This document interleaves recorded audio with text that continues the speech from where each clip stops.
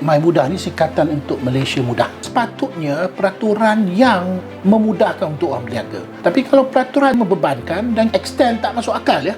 Bayangkan belum buat perniagaan lagi dah banyak keluar duit kan. Pengawas lia peraturan, mudahkanlah urusan perniagaan. Boleh Datuk kongsikan sedikit apakah itu MyMudah dan bagaimanakah ia membantu usahawan untuk meningkatkan produktiviti dalam perniagaan mereka ni sendiri, Datuk? Okey. MyMudah ni, ya, #MyMudah ni singkatan untuk Malaysia Mudah. Ya, yang bermaksud kita nak mempermudahkan urusan menjalankan perniagaan di Malaysia. Inisiatif ni kita mulakan bila negara mula dia menerima kekangan daripada wabak pandemik COVID-19, di mana banyak industri syarikat-syarikat menerima kesan dan mereka terpaksa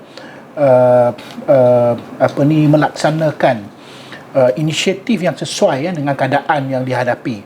Tapi masa yang sama, isu-isu yang dibangkit oleh syarikat-syarikat khususnya masyarakat industri yang ada kaitannya dengan peraturan yang dikenakan oleh agensi-agensi ataupun pengawas lia yang terdiri daripada kementerian dan juga jabatan-jabatan kerajaan. Kita nak memastikan bahawa peraturan itu betul penting sebab kita nak pastikan masyarakat kita berdisiplin, ikut undang-undang dan sebagainya. Tapi ada juga peraturan ketika ia diperkenalkan tu peraturan itu memang wajar.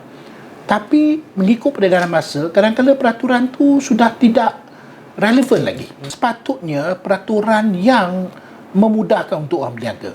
Tapi kalau peraturan tu suatu yang membebankan dan kita nampak macam suatu yang barangkali even extend tak masuk akal Dalam keadaan negara sekarang ni memerlukan peluang pekerjaan kerana ekonomi sekarang ni terkesan dengan COVID-19 ni, banyak syarikat yang menerima kesan. Tapi masa yang sama, contohnya dalam sektor construction pembinaan, kita discover 9,000 lebih bangunannya dah siap tetapi tidak dapat dikeluarkan CCC, dan ianya ada kaitan oleh agensi-agensi yang mengeluarkan CCC itu, termasuklah pihak PBT, termasuk pihak agensi teknikal dan sebagainya. Bayangkan kalau CCC dapat dikeluarkan untuk 9,000 bangunan lebih ni, pengujudan 60,000 lebih peluang pekerjaan yang boleh kita sediakan. Kalau misalnya kata Faiz sendiri nak mulakan perniagaan, Faiz akan tanya apa yang perlu dipenuhi.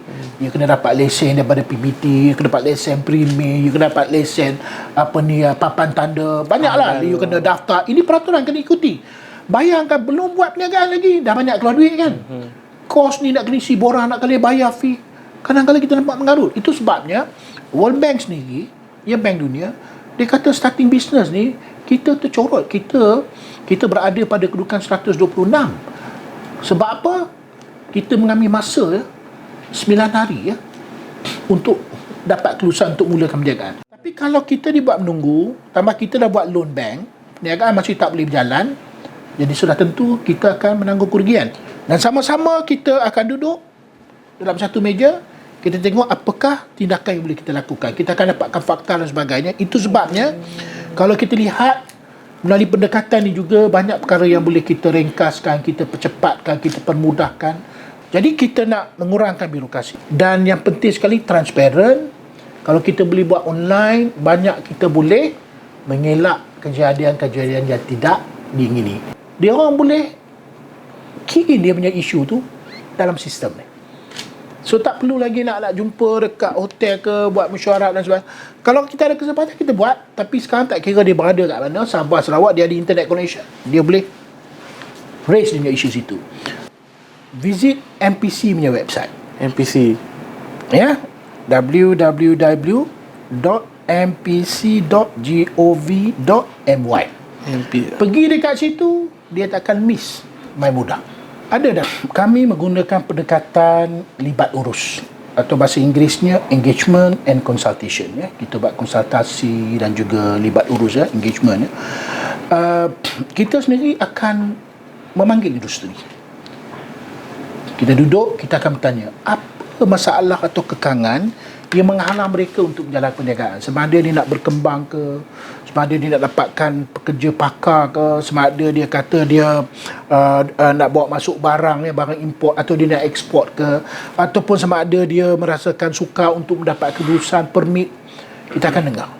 Ya, pemudah ni, pasukan pemudah cara perniagaan, ia merupakan satu jawatankuasa yang ditubuhkan atas konsep public-private partnership, ya, usaha sama di antara sektor kerajaan dengan sektor awam, dan kita ada ahlinya daripada sektor swasta dan juga sektor awam, dan isu-isu dibincangkan juga di situ, dan kita melakukan penambahbaikan melalui pemudah kita bincang. Kemudian kita akan laporkan kepada Economic Action Council yang melibatkan polisi, ya, umum negara. Pihak yang ketiga ni yang nak buat kerja ni ialah pihak MPC, Perbadanan Produktif Malaysia. Kita ni bila industri dia bangkitkan isu, kita akan analisa isu tu. Kita bukan tiba bulat-bulat. Kita dapatkan fakta, kita buat verifikasi, kita sahkan fakta ni betul sebelum kita berjumpa dengan pengawal selia ataupun regulators, iaitu kementerian agensi. Dia orang ni sebenarnya orang yang menguatkuasakan undang-undang ni. Mereka yang memperkenalkan peraturan dan sebagainya, ya, berkaitan dengan perniagaan. Jadi kita akan buat analisa dan kita akan buat engagement dengan kementerian agensi yang berkaitan. Tapi banyak daripada isu ni datang daripada industri, syarikat-syarikat. Jadi makna perlu pelibatan semua pihak.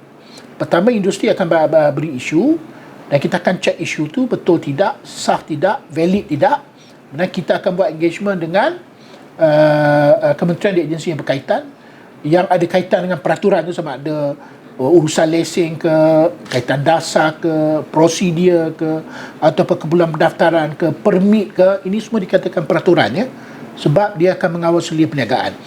Jadi EAC itu penting sebab di situlah kita akan buat laporan tindakan yang membabitkan dasar, ya, peringkat nasional dilakukan. Yang kedua, pemudah, ia merupakan banyak dikatakan peringkat jawatankuasa kerja lah. Kita banyak resolve di mana MPC ialah sekretariat pada pemudah. Dan yang seterusnya ialah industri sendiri. Yang industri sendiri perlu main peranan lah. Sebab industri sebenarnya yang terkesan dengan peraturan yang diperkenalkan oleh kerajaan. Ya. Jadi saya melihat empat pihak ini penting dan kita menggunakan konsep kolaborasi di antara sektor awam dan sektor swasta bagi menambah baik peraturan, bukan hanya nak mengurangkan kos pematuhan peraturan, tetapi pada masa yang sama dia dengan peraturan yang kondusif, yang baik, sudah tentunya orang mudah dalam perniagaan. Main mudah ni kita akan mempermudahkan dari segi masa yang diambil, dari segi proses, dari segi dokumen yang diperlukan, dari segi permohonan dia, prosedur dia, termasuk juga kos yang terlibat. Sebab kalau kos tu rendah, mudah orang nak berniaga. Kalau kos tu tinggi, jenuh kita nak mikir mana nak cari dia. Perniagaan belum jalan lagi. Saya juga memohon pengawas lia peraturan, iaitu kementerian agensi sama ada di peringkat pusat dan juga negeri dan juga pihak PBT, mudahkanlah urusan perniagaan peniaga-peniaga. Mudahkanlah mereka supaya mereka sekarang ni dalam keadaan, ya, tertekan, ya, dengan COVID sebagainya. Sepatut kita tidak lagi kita impose dengan banyak peraturan yang menyulitkan. Orang sekarang ni struggling, orang tengah cari kerja, orang tengah susah. Kita kena permudahkan, ya. Dan permudahkan ni maksudnya tengoklah peraturan yang kita ada, apakah peraturan ini membebankan, meningkatkan lagi kos ataupun membantu mereka untuk menjalankan perniagaan.